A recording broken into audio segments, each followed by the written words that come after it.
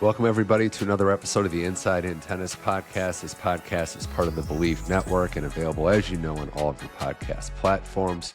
My name is Mitch Michals, the host of the show, as we gear up for some great interviews and guests. The October tennis season is raging on, and this is a chance to talk to some people that make a difference in the game, on and off the court.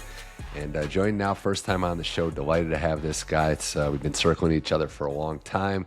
A man who wears many hats. He's a performance expert, a researcher, and a professor. He works in sports science and has an extensive background in training the very best in the world, sometimes outside of tennis. And in tennis, it's all about the serve. He's one of the brightest minds attacking that problem, and an accomplished speaker as well. Joining us on the Inside In Tennis Podcast, Dr. Mark Kovacs. Mark, welcome to the show. Mitch, thanks so much for having me. Thanks for all you do as well for the game. It's great information. I love listening to you. No, I appreciate it, Mark. And again, you're making a difference in the game as well as anyone. I wanted to get to your story, your approach, and just how you see the game in a different way, and really how you got to this point. But I want to start too with the background, right? Because like anybody in tennis, we see the end result, but we don't know everywhere that got to this point. And you were an accomplished tennis player yourself. We talked about it before. Yourself and Andy Colombo winning doubles for Auburn. A little War Eagle action back then, but the first champions that Auburn tennis had. But how did you get involved with the game as a kid? Where was that love and passion for tennis? Where did that derive from? Yeah, the early days is probably like a lot of people. Grew up in Australia, in Melbourne, about 15 minutes or so from the Australian Open site. And my dad played. He was a recreational club player, pretty good player. But he would play on the weekends in leagues, and he would just bring me along as babysitting. And back then, you'd just leave the kids, let them run around at the courts for like 4 or 5 hours when they were playing. And I'd hit on the wall, and then at the end of their league matches, I would get out on court and hit either with my dad or with one of the other players that was willing to hit with, like a 5-year-old or a 6-year-old. And that was how I got interested in the sport.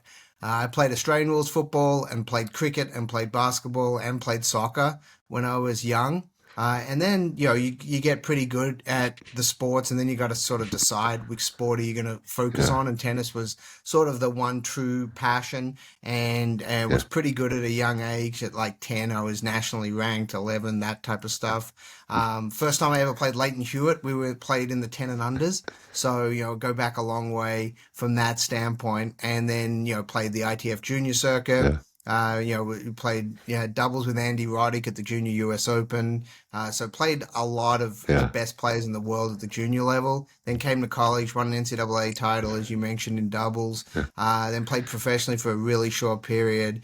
And during college, I had a lot of shoulder problems. And that's what got me interested in the body, in anatomy, and physiology, and biomechanics, and all the sports sciences. And after I couldn't play anymore, that's what shifted me into this world of understanding the science of how to high performers, not only in tennis, but in a lot of sports, perform at their best, and how can we use science better? Well, you said a lot in there that I'm curious about. One being, was playing Lleyton Hewitt at that age, was he similar to what we all saw? Was he the same type of player as a 10-year-old that he was on the pro level? 100%. Passionate? I mean, Lleyton's Lleyton. Like, he's the greatest competitor, arguably, ever to play tennis. He's up there in top 5. You can name Rafa in that group, Jimmy Connors, Pete Sampras. There were these the guys that, like, are at the top of the top. He was always there. We had battles we probably played about a dozen times in juniors. And, he beat me more than I beat him, but I got him a few times. But he was a great competitor. What looking at it, in your era, like you understand timing is everything in life in a lot of ways. You came up in Australia. There was just legions of Aussie local legends, like the programming. We hope, Australia has done a great job. De Minaur's carrying the mantle. There's players that are working their way up. But when you were growing up, Australian tennis was booming. You had obviously Rafter, Lleyton came up after that, but it had to be a good time to be an Australian coming up in the scene, knowing that you had idols in your backyard. Yeah, it's a really great point, and I think we've lost that a little bit in all the countries, unfortunately, where the previous generations mentored the next generations, and in Australia, that was sort of beat into you at a young age that I was lucky because I was in a big city, and we would have people like, Ken Rosewall drop by practice, and Peter McNamara was around a Yeah. lot, and Pat Cash, and all these Yeah. guys. I went on a junior trip to play New Zealand, and Frank Segman was my coach. I mean, you Yeah. had all these greats that were just part of the game, and they were involved. And so you picked up all sorts of information from how they trained, how tough they had it compared to the current day players as well. A lot of these guys grew up in whether it was the amateur era or just shifting into the Yeah. professional era, but the money wasn't the same, the resources weren't the same. But what it was the work ethic, the discipline, the Yeah. consistency, and the passion was so clear. And you've sort of lost that in a lot of Uh, places where you're not getting that knowledge transfer as much as you used to. And yeah. I'm hoping we can get back to that a little bit because the history of the game, Yeah. there's so much to learn. Even though obviously the game's changed a bit, how people play, the physicality, all those things we talk about, but the basic tenets of tennis are still the Yeah. same I w- concepts. Hardest workers, the right. smartest players, best competitors typically get the best results.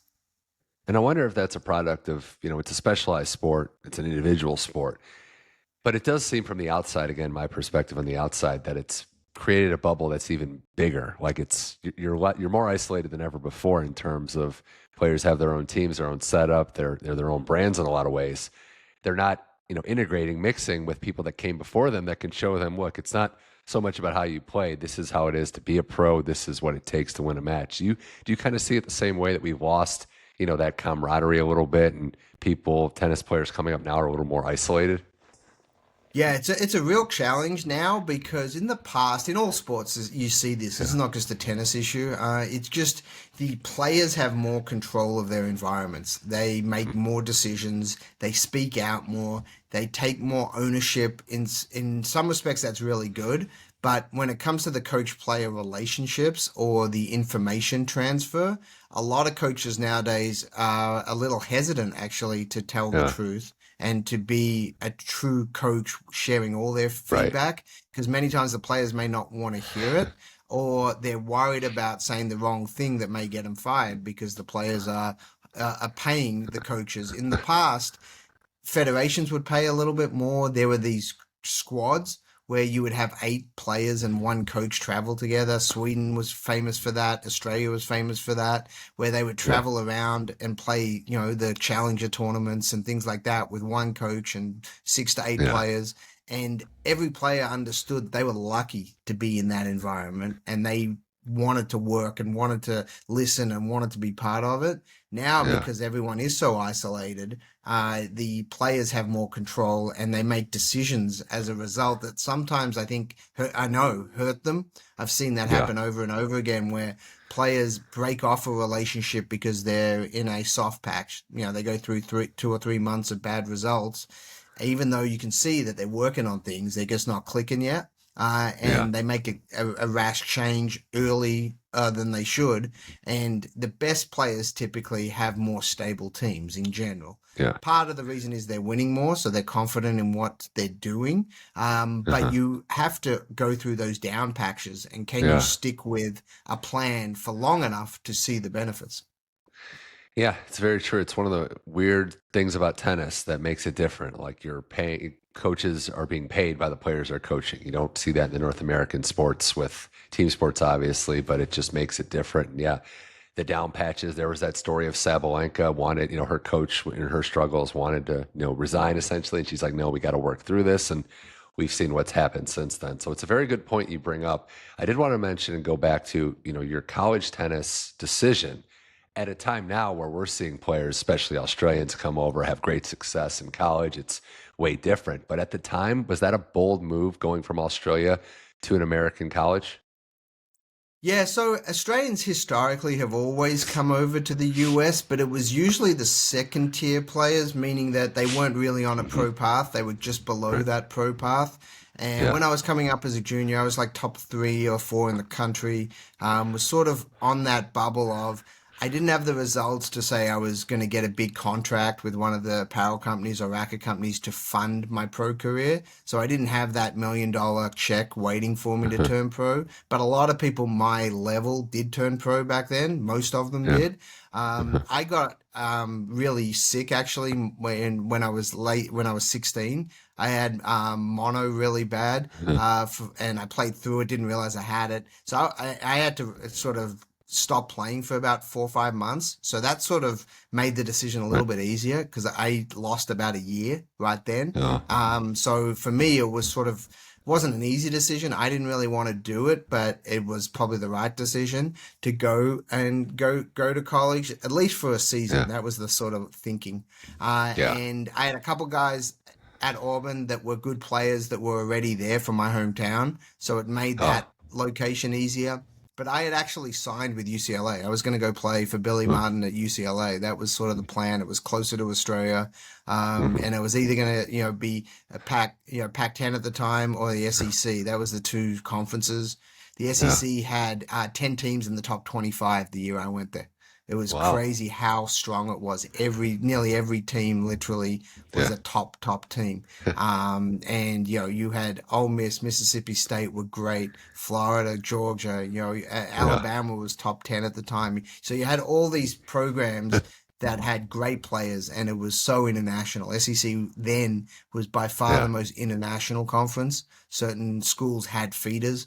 Ole Miss was a Yeah. Swedish school. Yeah, Mississippi State Oh, was a French school. So you had the best players basically from those countries that didn't go pro were going to those schools. wow. So it was phenomenal from a standpoint of competition and environment and being able to practice and play against, really, really high level people every day. And now with what's happened in college, you're obviously getting the top 10 ITF juniors are going to college. In my day, if you were top 10 ITF junior, you didn't go to college. That wasn't a Yeah. thing. You were getting pretty big contracts to turn pro then. So financially, it made sense to turn pro. Mm, Now, about half the top 10 ITF juniors are going to college now. So it's very, very different. yeah.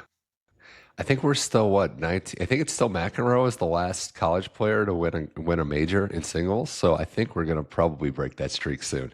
It seems like we're Yeah, getting on the that way, men's but side, it'll be interesting. yeah, I mean, you look at yeah, who's out there, and Ben Shelton's obviously the one that you look at and say probably has the best chance in the short term to get that yeah, done if you're looking at level. But you are going to see, more and more players. I mean, you yeah. see feeder systems such as, TCU's done a great job on the men's side of having this feeder system, and they The do a British side, phenomenal yeah, job. yeah. But you see what's happening. Stanford's starting to really get some of the best juniors now going there. So Uh-huh. you're seeing these programs that are obviously recruiting unbelievably well, and they're able to offer these kids now more than Yeah, what some of the agents can offer them from a pro deal. So if you're getting plenty of money, plus all the facilities, plus all the training, plus you can play a 3-quarter pro schedule when you're in college now. yeah. So you can leave school right around 150 if you're good. So if Uh-huh. you play a year or two in college, play the right schedule, you can actually leave ranked around 150 to 200, which means that you should be inside the top 100 if you're good enough within 6 to 12 months of leaving school. So you're not losing Yeah. anything in a timeline perspective. It No. would have taken you 2 or 3 years to get to that spot playing futures and challenges. So it makes zero sense to me why you wouldn't go to college Right. unless someone's dangling a big, $1 million plus check in front of you to sign. Yeah, at this point, especially, and you mentioned going to where players are established, getting that mentorship, getting that maturity, because that's part of it. You learn to become a pro at these professionally run college organizations. It's a very good step and cool for us here in the States. But another thing I wanted to bring up, Mark, because I saw you agreed with what Francis Tiafoe said, and it not exactly controversial. We're all biased in this world, but tennis players are the fittest athletes in the world. And as someone in your field, you can comment on this. And again, the clarification is best is an objective term, whatever you think of best athletes, however you're judging athleticism. But in terms of fitness, why do you believe that tennis players are the most well-rounded fit athletes in the world? Yeah, it's a it's a fun discussion to have. Yeah, I've done all sorts of interviews around that. I'm sort of the guy that advocates for tennis if you're going to have an yeah, argument. And obviously, all these athletes are great, all these sports are great. So no one's ever going to have the final answer on it. But I'm very confident and comfortable arguing or debating why the professional tennis players are the fittest athletes in the world and arguably the best athletes in the world. And it's not because they're going to win any one competition of athleticism. So they're never going to be the strongest. NFL right. wins that, UFC, Yeah, weightlifters, things like that. They're never going to be the fastest, 100-meter sprinters, NFL wide receivers. They kind of check those boxes. They're never going to have the best endurance, Tour de France athletes, marathon runners, things like that. But when you look at the high levels of all of those that they need, the 11th month season, which no other sport has, the amount of miles they fly. Like I worked in the NBA full time for a couple of years, and that was a tough yeah, sport travel wise. That was about 50,000 miles a year, give or take. Whereas tennis is yeah. over 100,000 miles a year. So it's double. And I've worked with a Hmm. lot of all-star baseball players, and baseball argues they're the toughest travel sport because of the 162 game season and all of that. They do about 50,000 miles a year. So Yeah, tennis checks that box. The one-on-one aspect is a huge stressor, mental stress. You yeah, can't take days off. You only get paid if you win. No other sport, big sport, has that. That's the no guaranteed contracts is a huge mental stress that is on the players. yeah, The schedule, not knowing how many matches you're going to win or lose a year, not knowing when you're going to play, you can't periodize or plan your training very well. If you go deep one week, you got to back off your training because you're going to be too fatigued. If you lose first right. round, you got to ramp up your training. No other sport really has to deal with that. You look at the Mhm. big sports, football, basketball, baseball, soccer, whatever it is, they know nearly a year out their schedule. They know every game. Yeah, They know on a Wednesday, 6 months down the road, they're playing a game. So you can map out your training weeks. And for I sure. work with a few girls on the US women's national team. And if I was going to argue what's the second toughest sport, athlete wise, I would say women's soccer. Women's soccer to Mm. me is right up there with tennis in how great those athletes are, how much they struggle, how many games they play. Their entire lifestyle is really challenging because of how many games they play and how physical it is. But tennis definitely is right up there. I'll be happy to argue that point with anyone. And I've had a lot of people that say, well, they don't Yeah, get punched in the face like boxing or MMA. I'm like, I agree, they don't. yeah, But those guys only compete every few months. yeah, They're mainly a training sport. I treat it like track and field. They train significantly more than they play. So to right. me, that's a whole nother discussion. But yeah, I could talk forever on why tennis athletes are the fittest athletes in the world. No, it's fun. It's a fun discussion, and you're the perfect person to have it. I also wanted to get to also, Mark, like you mentioned the work you do at the USTA, and one of the cool things I discovered researching you is, the idea that you came up with essentially a tennis combine. Because when we hear combine here, we think of the NFL, like the Pro Football Combine, and even the NBA Combine that's gone on. But the event specifically, like how you came in, I have them written down, like a 20-yard dash, a vertical jump, horizontal jump, I think a 30-second first step drill, medicine ball throw, and the spider drill. What was it about those or any of those in particular that you felt was necessary for a tennis combine? Yeah, so tennis physical testing's been around since before the 80s, but structurally, that was when the Mhm. first real serious published tennis combines, fitness Yeah, testing was done. And it was rudimentary then, but we've got 50 plus years of data on all these yeah, tests. So that's why those tests were picked. They're simple yeah, to implement: vertical jumps, broad jumps, 20-meter sprints, very, very simple, easy, doesn't require a lot of equipment. That's where these things, because they're all physical capabilities that yeah, tennis players need. We're not asking them to run 10 miles. We're not asking them to right. bench press 225 for reps like they do in the NFL. We're not doing things that aren't relevant to the sport. So all these correlate with physical attributes that tennis players need to succeed at the top of the game. And we've been physical testing. The USDA's Yeah, been physically testing before I even got there. But the goal of the combine was to put it in a structure and a yeah, format where we could get hundreds of players, actually thousands of players, through this around the country so that you could evaluate where people are at, just to give them feedback. Hey, you're really fast, but your endurance isn't good enough. Or you've got, great explosiveness, but you don't change direction very well. Work on those things. So Yeah. it's purely a diagnostic tool, just like you do blood work to say, hey, all these things are good. This is elevated Yeah. or this is too low. You got to take maybe a supplement or change your diet or do something. So the point of Yeah. combines generally is to rank people, just like a tennis ranking does. Yeah. Who's the best? Who's in the middle? Who's at the bottom?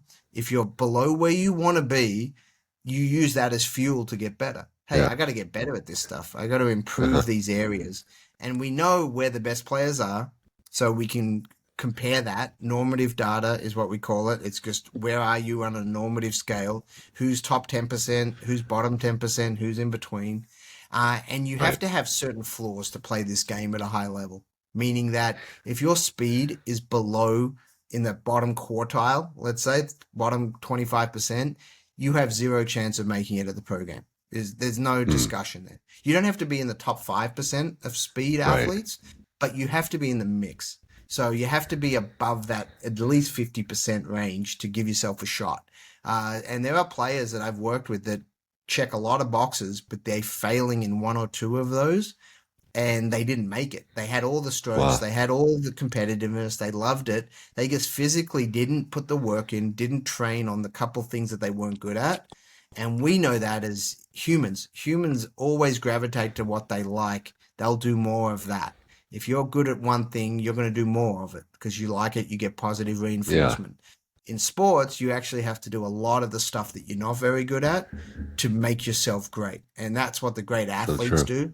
They look at their weaknesses or their areas of opportunity and they put a program together to help them get better at that. Yeah, and it's not just the players that are on the fringe, right? Like one of the great, I mean, not just myself, but we saw Yannick Sinner and the growth that he made. You hear Jim Courier talk about it on broadcast, digging out of the corners. This was something that he was not known for. He's built up strength, he's built up speed and explosiveness. And, it's all, we love tennis for a lot of reasons, Mark. And I think one of the reasons is it's all about progressing. Like the work's never done. The level's not, it's not like you're chasing the top player at this finite level because they're getting better too. So I think the fact that it's ongoing, and as you said, just because your test numbers are a little low, that's not the end game. You could put the work in and improve yourself. Yeah, there's great examples of that. A great example right now, US player Taylor Fritz is probably the best example of someone who at 15, 16 was not a very good mover. He'll admit that. I mean, in that group of great players that he Yeah, came out with Francis, with Riley, with yeah, Tommy, with Stefan Kozlov, there was a yeah, bunch of players. He was the lowest on when it comes to those physical speed, agility type tests. And every year, he's made a concerted effort to get yeah. better at that aspect of his Right. game. And he's now knocking on the door. If you're going to say who's the player to challenge Sinner and Alcaraz right now, Taylor's right up there. I mean, he's that third, fourth guy Yeah. that is knocking on the door. And that's a testament to him, his competitiveness, Mhm. his desire to be great, which it really Yeah. is, and his team.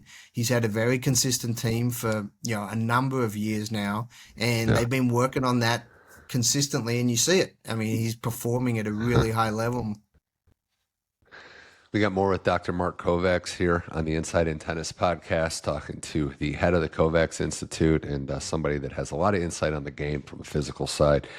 We discuss a couple different things about where we're going to go with tennis and how it all connects, the serve especially. But Mark, your start to your professional career after tennis ended, grad school, I think in Alabama, which is a kind of an interesting combo, Auburn and Alabama. But from that point, what was the first break in the field? Where was it where you finally, started to gain some traction into this career working with tennis players?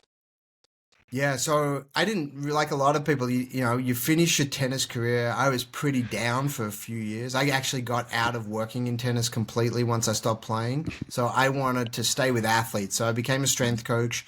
Started at IMG Academy, but not in tennis. I was down there working with other sports. Then I got very heavy into training 100-meter sprinters because I wanted to learn how do you coach fast. fastest athletes in the world. That's who I wanted to work with. So I learned from some of the best speed coaches, Lauren Seagrave, Dan Pfaff, a bunch of Vern Gambetta. There was a bunch of mentors in that world that taught me how you make athletes fast. Stride length, the nuance and the specifics of biomechanics of ground reaction forces, using physics to help someone explode and move as fast as possible, and then got very into that world. And then I got pulled into tennis by a neighbor of mine. They had a kid who was about 15 and pretty good player, tall, decent serve, couldn't move, couldn't hit many other shots. And they said they want to play at a D1 school. And I said, can you look at him? Can you hit with him? I hadn't hit a ball in 3 years. Hadn't hit one tennis ball. So I got out there and it was kind of fun, working with a player that had a little ability but was really raw. And so I spent some time with them. That got me sort of sucked back in. And then, went back, did my master's and wanted to answer the why questions. Why do we do what we do? And then did my PhD.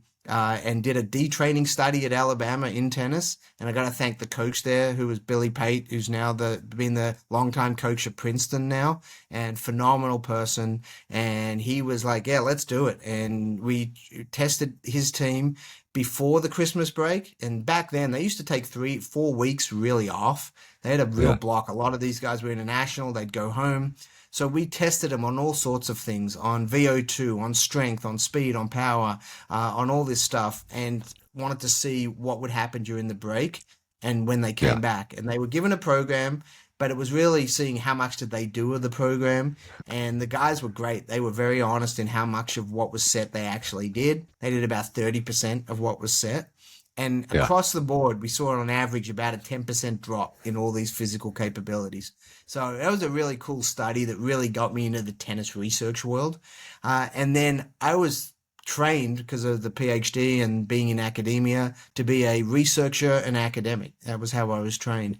And I thought I was going to be 40 years in a lab doing that type of research.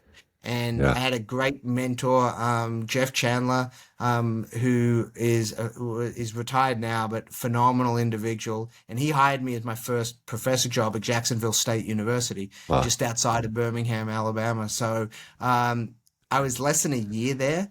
And an opportunity came up at the USTA. They just opened the Boca facility. They were just opening it, the National Training Center down there for player development.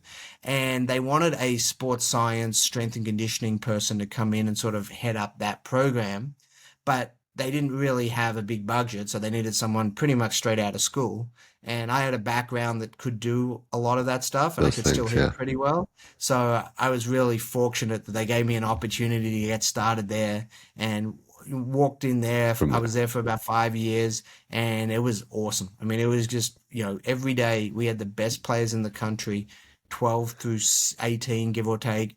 And, they were living there at the time. So you had all these great players day in, day out trying to become pros. And we had an unbelievable coaching staff that I learned from, from the top. We had Jose Higueras, and then you had Jay Berger, Andy Brandy, Stan Boster. That was like a peak time for USTA as well. Like that was a very, and I've talked to Jose about it, and he's like, it was a magical time period for not just the smart people there, but the talent pool was pretty deep as well.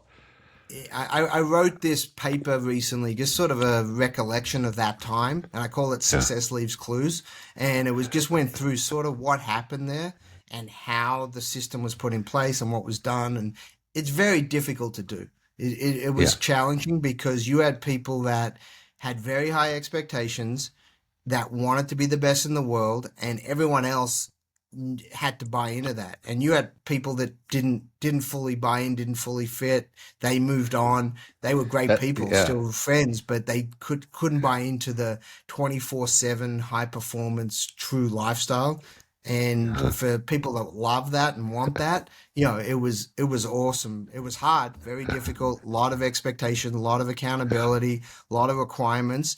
But to me, that's kind of what it takes to be the best in the world. So that was the opportunity really that got me into this and got me around the best of the best on a daily basis. And as a result of that, I moved on after that and worked in other sports. I directed the Gatorade Sports Science Institute, which was phenomenal. Worked with Yeah. all the best teams in Major League Baseball and the NFL, all these Gatorade teams and athletes.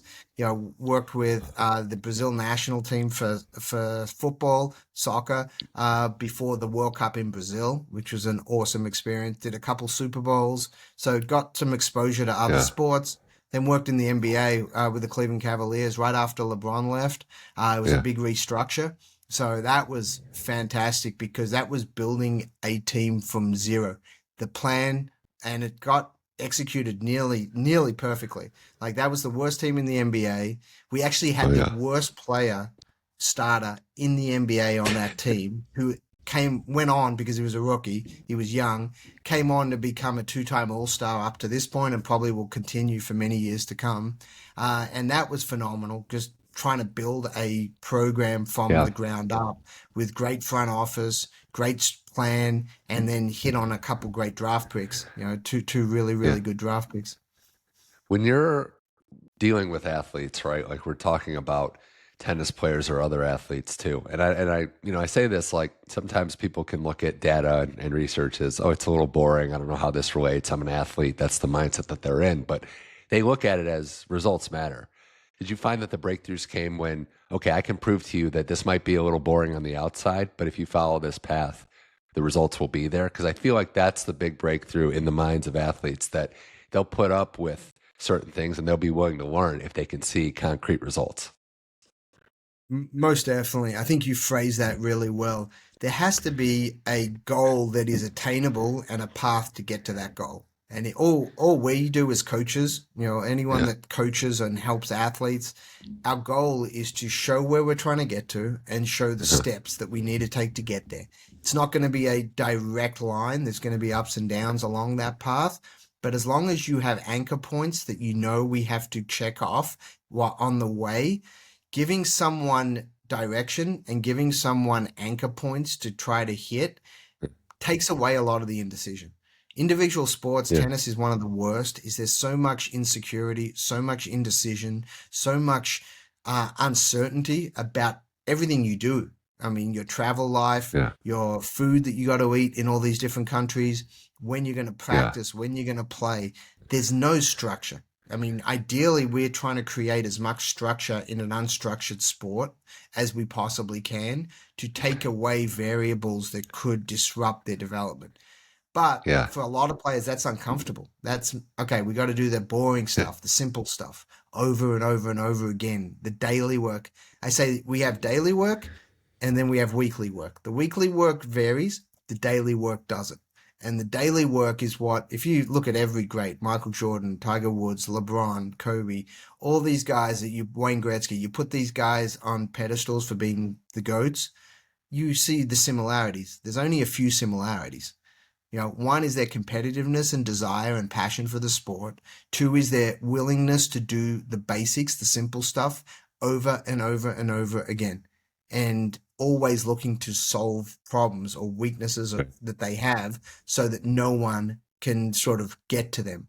And then the third big Yeah. one is they all have created, usually without them realizing it, this major chip on the shoulder. It's this motivating factor that they have that makes them work harder than everyone else, makes them do extra because they Yeah. create this environment. And you hear it. I mean, you hear every great player say how the haters, the people that are against them. And you're like, no one's really against the best in the world. Yeah. We love watching the best in the world, but they create this environment that fuels them. And it's awesome to see. Yeah, another thing, and my mind's racing with this, but we talk about muscle memory, the concept of, every athlete is going to get nervous, even the very best. There's going to be butterflies or situations that bring out the nerves. But you go back to how prepared are you in your training? And that's when I look at greats, another aspect of it is they are so comfortable in the big moments because they know they've put the work in, they know they can do it, and they know that they have a task that's attainable. If it's the unknown, then it's a different thing. I don't know if I can do this. It's going to make more doubts creep in. And you can speak to this, Mark. The concept of muscle memory is really only accomplished by putting in the hard work and sometimes the boring work. Yeah.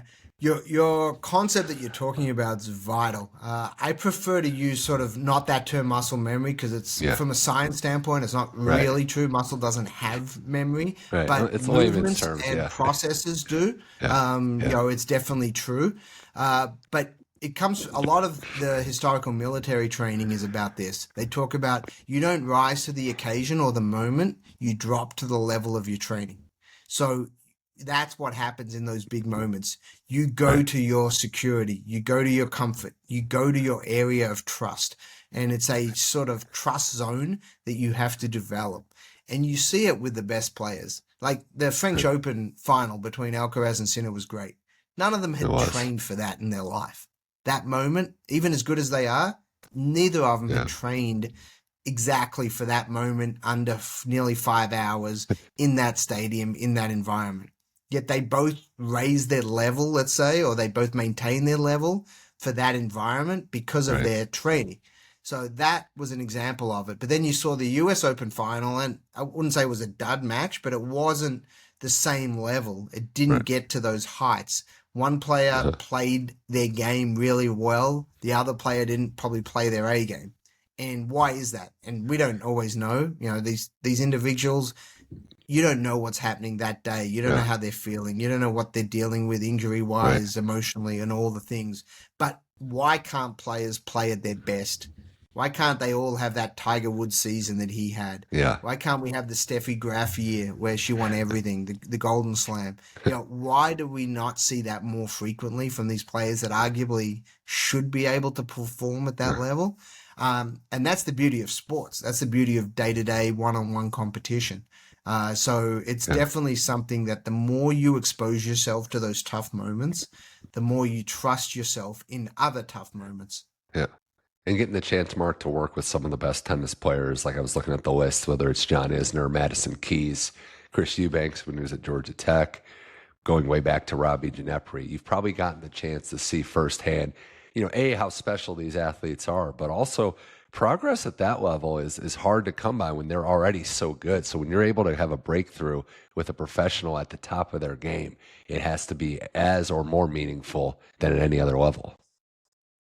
Yeah, I mean, as we know, the air gets thinner the higher you go. So the closer to the top of the mountain you get, the air gets thinner. And that basically just means as you're getting closer to being the absolute best in the world, it's really hard to get big improvements because you're Yeah. already right at that level. If you're top 10 in the world, top 20 in the world, there's only 10 people in the entire world better than you. I mean, you're Yeah. at the top, you're at the pinnacle. There isn't much Yeah. more to go. But in our sport, if Yeah. you're 10 in the world, you're That's not that good in the scheme so of the 10 in the world. casual So fan. yeah. 10 in the world is like an NBA or NHL all-star starter. Like you're It's starting Hall in of the Fame all-star nearly. game. It's Yeah. Yeah. arguably in their Hall of Fame. Yeah. Where we unfortunately downgrade how good they are unless they're Yeah. winning slams. If you're not winning slams, you're not good enough, and it's wrong. It's not the way we Uh-huh. should evaluate. You know, John Isner's phenomenal record. 10 years, top 20 in the world, was top 10 for 4 or 5 years. Unbelievable career. But he doesn't get talked about in that same Right. level as any of the greats, and he shouldn't because he doesn't have, you know, 20 Grand Slams, but he was one heck of a tennis player. And any junior coming up would probably, would really, check that box if they could finish their career with a John Isner career. The problem is we know, especially in the US, if you're not winning slams, Yeah. you're not being recognized. You don't hear about them on ESPN. You don't hear about them, as being one of the best athletes, best sports. So For sure. that bar is set so high. But you see also why the top two, three, four players are a little bit different than players that are 20, 30, 40. It's like the stuff we talked about previously.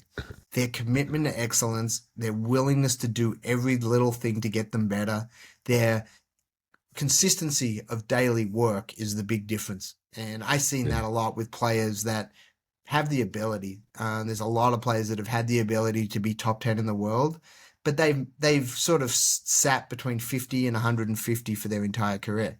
Yeah. And it's very clear why. Yeah, they're willing to do the work for a week or two. All of them Yeah. are. They'll put in a hard training week and they'll feel great. And then they get, a loss or two, and then they go off the rails and they don't train as hard. They don't Right. focus on the right things. And then they try to hire another coach, another fitness person, someone to bring in who they're hoping is going to Hmm. give them the spark. And Yeah, most of the time, it's not the external, it's the internal. It's do they have that commitment to do the basics over and over again? for And sure. that's consistent across sports. That's so true because I got the chance to have on this show and talk to a few times Paul Anacone, and I grew up a big Pete Sampras fan, and what made him special is what I would ask him. And for Paul, it wasn't the answer I thought I would get. It was honestly, he said, I've never seen someone as singularly focused on the task at hand. He put his mind to it. He had to put the work in, but it was that focus, that ability. I'm going to get this done because I know what it takes to get it done, and I know what I have to commit myself to. And you said it with sports science. There's anyone could say that, Mark, but to actually do it is an entirely different task and commitment. And I've been around sports long enough now that not many people change. Like, there Yeah, aren't many athletes that go from not being willing to do that to being willing to do that for an extended yeah, period of time. They'll do it for a short period of time. One of the best I've seen in tennis, actually, is Mardy Fish. When he made his change, that was a yeah, huge adjustment for him to go from where he was, which he was, a really good tennis player. Everyone knew how gifted he yeah, was with the game, but he sort of got himself stuck in that range between 30 and 100 for 7 years or so. And then yeah, he got towards the end of his career, had some injuries that came up, realized that he didn't have that much longer runway, and committed to changing his lifestyle, doing the stuff he never wanted to really do, and making significant changes. And he got himself really top five in the world. I mean, the yeah, guy was knocking on the door, and it was, obviously everyone knows publicly, what happened with him, and he couldn't sustain that for more than about a yeah, year or so, give or take, year and a half. And it would have been great to see if he could have kept that going for another yeah. year or two, because he was doing phenomenally well. Right. And he was a great example of someone who made that decision to change and shift. And I think, you saw it with Serena a lot when she put her mind to it because of how gifted she was and how competitive she was. It was easy for her to ramp up and ramp down. Her good years Yeah, were phenomenal. Her not so good years, when she wasn't as focused, weren't so yeah. good. And when you have that ability, you can sort Uh, of toggle up and uh, toggle down. But with most of these players that are coming up, they don't have that ability. They're not the greatest of all yeah, time, so they right. can't just toggle up and toggle down. They have to commit. Winding things down with Dr. Mark Kovacs here on the Inside in Tennis podcast, high performance expert, head of the Kovacs Institute, doing really great stuff at the forefront of sports science and tennis and other avenues in the athletic world. Mark, this has been a chat, and we'll definitely have to keep this going. But before you go on this episode, I wanted to ask you about the serve and your passion for really just finding out technically how it works. And there's the 8-step process that we can get to. But the phrase is, and I love how you kind of describe it as, it's a synchronized motion. There's like that kinetic chain. When did the serve and when did kind of investigating and, researching the serve and how to improve it, when did that become really a passion project for you? Yeah, it was a need. We knew, like, when I was at the USTA in 2009 and 10, it was at the bottom of tennis in that high level. You had less than a handful of players on the men's and the women's side in the top 100. It was really, Yeah. really bottom of the barrel stuff.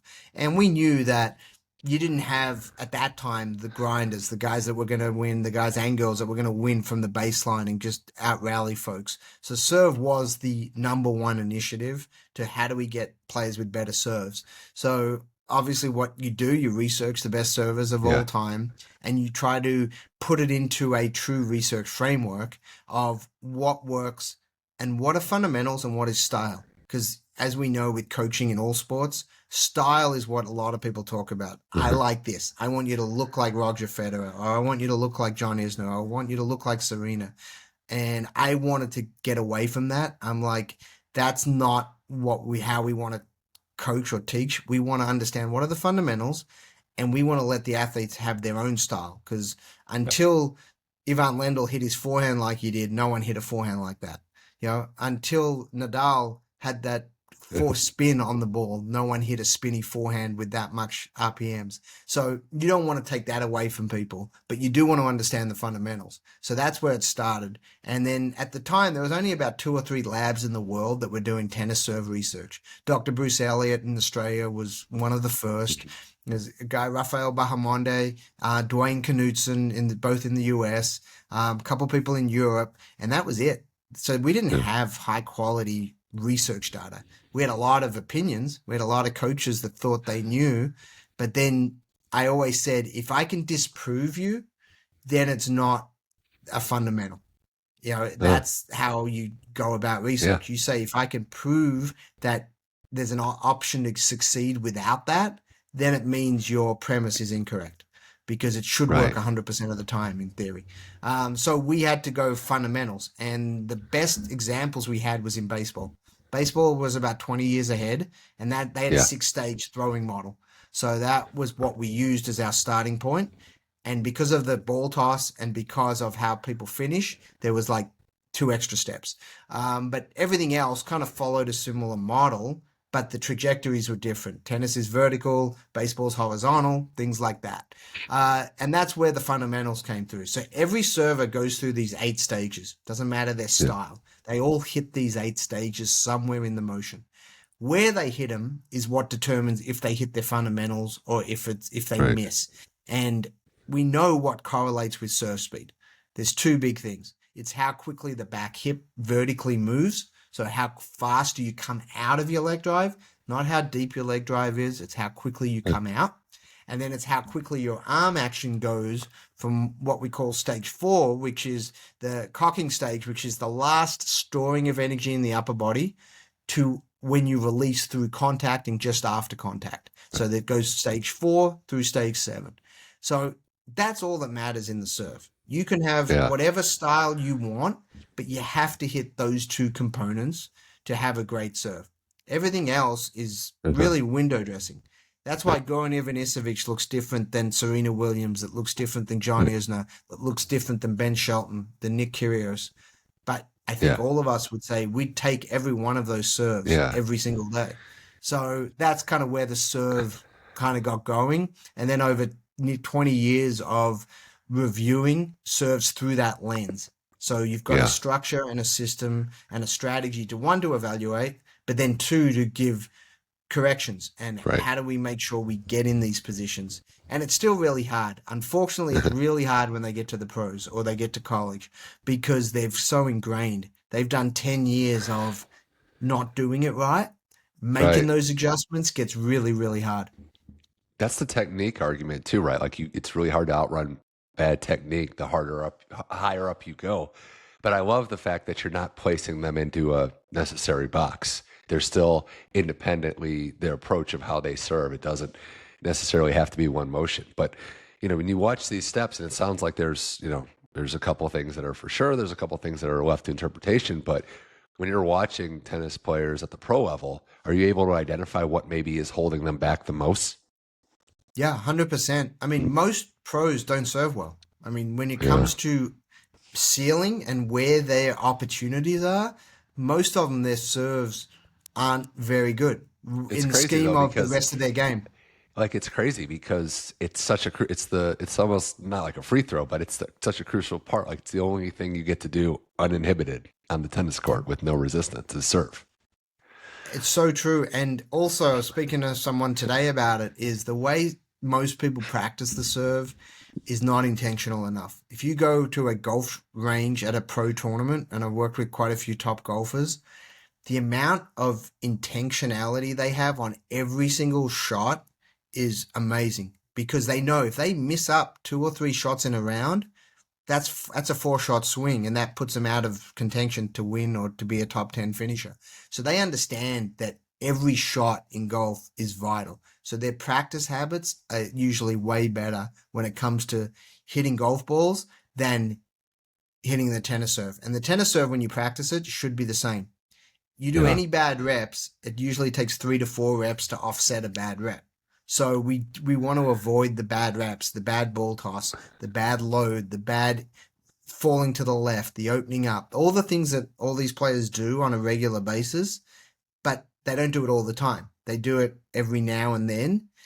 That's the goal. The goal is to intentionally reduce the number of those so that our mechanics repeat the right mechanics. If you look at the best servers, John Isner serve, you can look at him in 10 years ago to today, and his mechanics didn't really change. Pete Sampras didn't really change. Federer changed early in his career, but his last decade, he really didn't change. That's something that's really, really important to get that consistency of doing the same thing over and over again. We have seen some play, like there's been changes like Nadal and Djokovic come to mind, even what I've seen online and just studying it a little bit with Alcaraz, how he shifted. So I understand changing, and that goes to the same notion that the best are always trying to improve. But it does sound like you're saying, Mark, that we talk about the mental, say yips, whatever you want to call it, and the mental stress of tennis.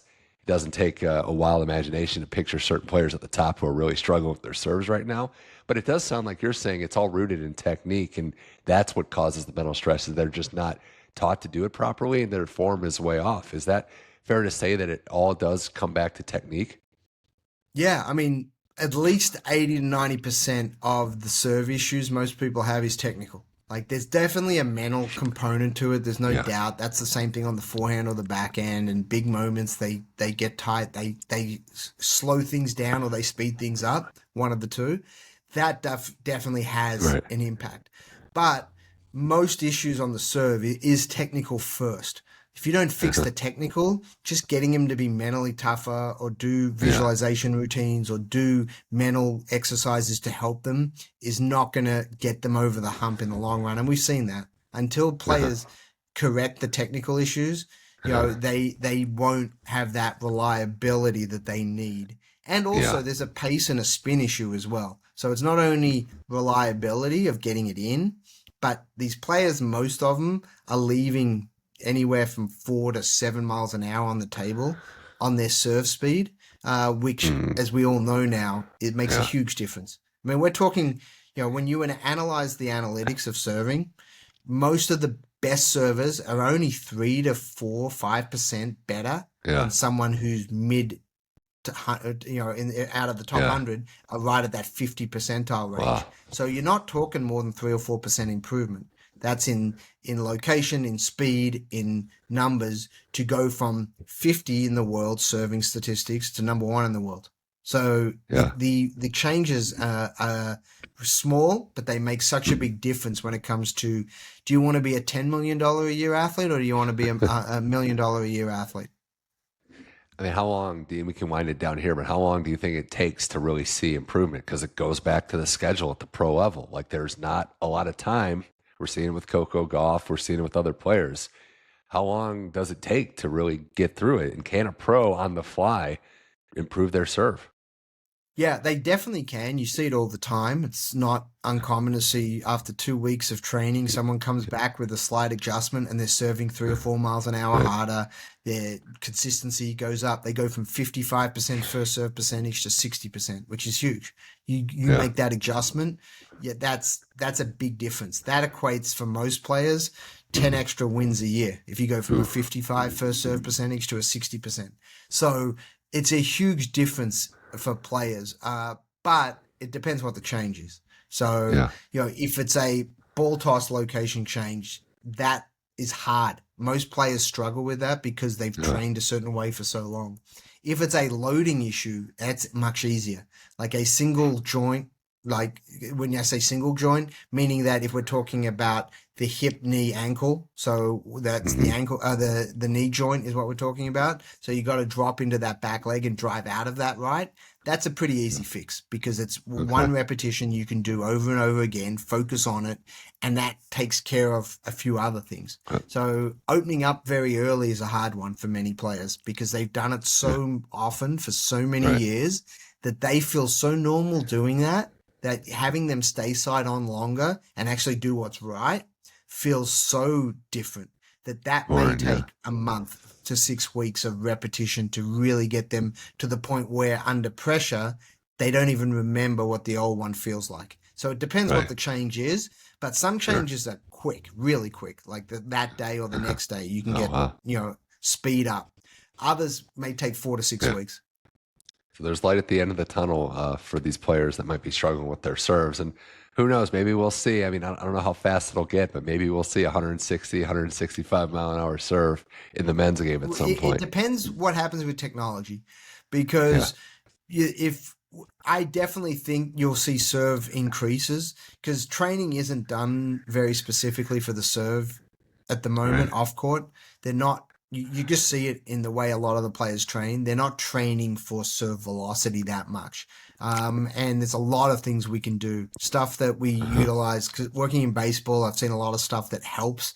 But the challenge with tennis is you don't have the time off to structure that explosive training well. For sure. Because to do explosive training, you need a lot of recovery time to recover from it, because it's a nervous system training. And we don't usually have the luxury in tennis. We're training always in a fatigue state. So you've got this risk reward. It's kind of like long driving golf. They don't train like every other golfer. They train for long drive. If we said, your goal, I can take someone, a 6'6" person who's built right, and you give me a year with them, I can probably get them serving 160. They're not going to be able to play a tennis match, but I can get them to serve 160, because that's only how we're going to train explosively. Can't wait to see the developments in tennis. And this was a pleasure, Dr. Mark Kovacs. Welcome again for coming on the show. We'll have to do this again. There's so much more to get to, but it's a pleasure to see, and it's cool to see what you're doing, the difference you're making in tennis and other sports. So really do appreciate you taking time to come on the Inside in Tennis podcast. Hey, thanks so much, Mitch. Really appreciate it. That was Dr. Mark Kovacs. This was the Inside in Tennis podcast. We're available on all your podcast platforms, whether it's Apple, Spotify, iHeart, or Amazon Music. You can get this show by automatically downloading the episodes. Just search Inside in Tennis podcast and hit subscribe, so every episode is downloaded to your listening device. And follow the YouTube channel as well at Mitch Michals for the full video episodes as well. As we move along in the tennis season with cool guests, thanks again to Dr. Mark Kovacs. I'm Mitch Michals. This was the Inside in Tennis podcast. I'll talk to you in a few days. Enjoy the tennis. Take care.